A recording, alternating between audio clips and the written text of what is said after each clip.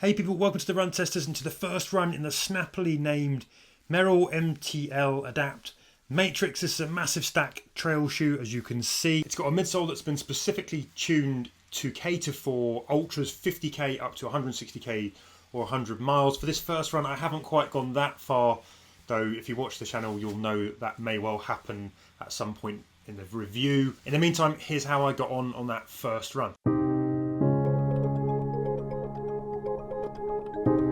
First up, some quick details though, starting with the stack height. And what you've got here is a 36mm in the heel, 30mm in the forefoot for a 6mm drop. It weighs in at 300 grams or 10.6 ounces in my UK men's 8.5 or US 9 test shoe. On price, this little puppy is going to set you back £170 in the UK or $180 in the US. That's kind of getting up there when you're talking about the price for trail shoes.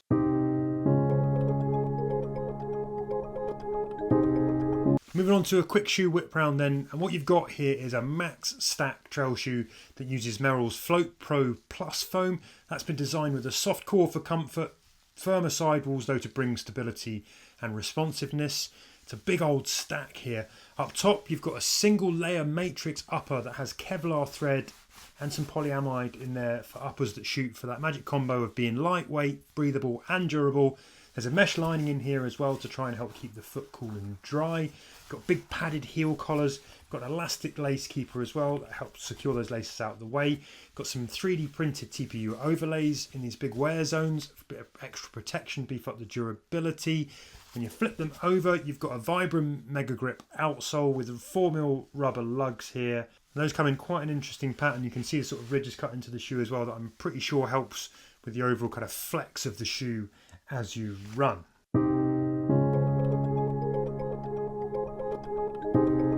Quick word on fit then, and I ran in a UK 8.5, which is actually a Merrell US 9, and I think that normally I would run in an 8.5 in Merrells. I did that in the Agility Peak 5, I did it in the Morphlight. This shoe's come out very different though, and it does feel a bit cramped. There's across the toe box not a huge amount of room. You've got a bit of structure here which sort of keeps the tops off the top of the toes, but I'm still sort of butting up a bit here, a bit too much. There's not enough room at the end of the toe box.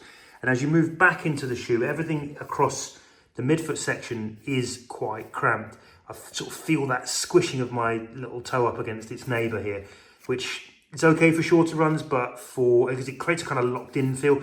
But for longer stuff, if you were going to go ultra anything in the shoe, I think that would become a problem. The other thing to say is back here, I do get really good hold across the midfoot. That's unsurprising for a snug shoe in this fit. The flat wrapping tongues, good coverage, good hold, no moving around. Take off the lace pinch, back into these big padded heel collars, and they held very well. The heel does come up a little bit high. I didn't have any rubbing initially in the Achilles there.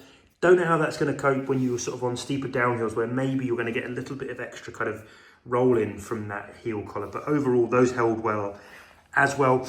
But I think definitely I would recommend, for me anyway, I think I'm going to have to go half a size up at least in these shoes to create a bit more room towards the end of this toe box and around this kind of little toe area and across that midfoot section. So I've literally just stepped through the door, plopped my bum on a seat in my kitchen after doing my first 7 miles in the Merrell MTL Adapt Matryx, this massive stacked trail shoe hybrid. It feels like big stack, big soft cushion stack with 4mm lugs. And really interesting shoe. When I first put them on, immediately you notice kind of the rocker. You can really feel a pronounced rocker when you whack them on in the kitchen just before you're going out, rolls you forward. Initially they felt a little bit blocky, everything felt a bit firm, but it really softened up quickly on that 7-mile run. And now they feel much softer, much more cushioned, much more energetic. This is like to me, I'd sort of sum it up, it feels like a road shoe. It's got road shoe energy, but someone stuck kind of 4mm lugs and grip on it. Got a big wide platform right in the forefoot, right through to the heel, which I don't think is going to lend itself particularly well to really, trail runs where you need lots of precision. That's a familiar thing that we're getting with a lot of trail shoes now that come with these sort of super foams and these big stacks. They are wider. There is a bit of bounce to the shoe, and actually on the road it coped really well. I couldn't help but thinking if Merrell essentially just took off that kind of thick trail outsole, whacked on something that was a bit more roady, maybe lightened the uppers a bit, you'd actually have a really good road shoe. I know that's not exactly how it works. It changes the sort of the dynamics of the shoe if you start messing with the outsoles as much as it does the midsole. But that's kind of the vibe you're getting. And on the compacted kind of off-road, which is fairly flat, not technical in any way, and nice and dry, nice and hard that I had out there along the river paths and stuff, the shoe really came to life. There was lots of good energy, and it had kind of sprung to mind, you know, there's an ultra here in the UK, which is called the Thames Path 100, where you're going to be doing like a whole mix of sort of tarmac and a bit of compacted trail. Sometimes it gets a bit sloppy. This is a kind of shoe that I think would lend itself to that, apart from one thing. In terms of the fit, they feel really snug. I've got a UK 8.5 on my feet, which is actually a US 9 in Merrell. I probably need a US 9.5. I need a bit more room. Again, when I first put them on, it was all quite tight and snug. It did loosen off a bit, but it hasn't loosened enough to be a shoe that I would want to go long hours in. I definitely think you'd want to size up for that, or go half a size up at least. And then when you're out on the ride, that energy from the midsole was really quite nice. You know, it felt cushioned, it felt cruisy. There's a lot of roll through from the rockering. And when you get into, I was moving mainly at kind of 8-minute mile pace, which is probably, you know, it's way below my marathon pace at the moment. That's kind of my sort of easy cruising pace. And they felt good for that. I also felt like you would be able to kick up the gears a bit, although they feel quite heavy and big for that. So yeah, I think sort of flat runnable stuff, I enjoyed what I did there. I'm not sure about taking them onto technical stuff. I'm going to try that. Anything where you had to pick your way through, because I think there's quite a lot of shoe on the foot. It does feel quite hefty overall, but a really interesting shoe. I described it earlier to the other boys as sort of almost like a Brooks Glycerin Max, just with a trail outsole. It's got that kind of feel to it. Yeah, it looks very different to any trail shoe I've ever run in.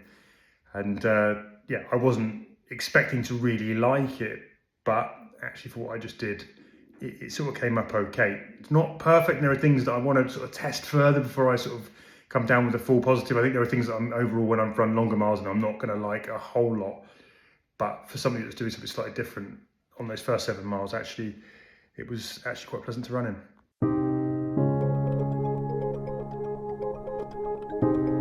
First impressions then, when I lifted the lid of the box of the shoes here, I was like, these look wild. They look like an Aurora. Do you remember the Aurora BL or what it was from Brooks? That kind of mad road shoe that just had that huge kind of bulbous midsole that just, it looked a bit prototype. In fact, it actually was back then, and it's since all that technology has come down into later shoes. This is how this shoe feels when you first see it. It doesn't look like a shoe you're going to want to go and run trails in. And I have my doubts very much about whether or not people will want to run sort of super steep mountain trails or sort of technical Lake District stuff in this shoe. But if you're going to go and attack runnable off-road from the run that I just did out there, this feels like a shoe that's going to be able to cope. It's got proper road shoe energy. There's good cushioning. There's a nice sort of cradled footbed, good clip along from the sort of rockered midsole, and there's a bit of energy coming back from that. The other thing I'll say is, actually, I didn't mention it earlier, but they're quite soft in the heel. So if you're landing further back, it's a bit wobbly actually, but it does feel different when you land further back in the heels than when you're in the mid to forefoot, which I think has a little bit more stability to it. Overall, big wide platform that feels quite stable though, and grip, it was dry out there, so I didn't really get a chance to test the grip overall, but it wasn't too tacky on the road. So I think there are some things that I quite like in this shoe. I think there are some things that I'm going to have to sort of get used to, or I'm going to have to test further before I give a full verdict. But as I said just back there, for a first 7 miles, this has the hallmarks for me as something that could be a good, longer run, runnable trail shoe, particularly if you want something that's going to give you a bit more cushion and energy. Anyway, so there you have it. That has been our first run in the Merrell MTL Adapt Matryx. I have to say those words slowly. So many names in running shoes these days that, yeah, my tired 47-year-old brain can't always cope with it, but there you go. Anyway, that was the first run in them. I hope you found it useful. We'll be doing more miles in them to have a full review on the channel. Going to try and take them onto something a little bit more challenging in terms of trail terrain, just to see how that platform stacks up. If you're interested in trail shoes generally, I'm going to put a video up on the channel now. You should go and watch. Otherwise, don't forget to like, subscribe, do all of that stuff. And as ever, thanks for stopping by, people. And until next time, happy running.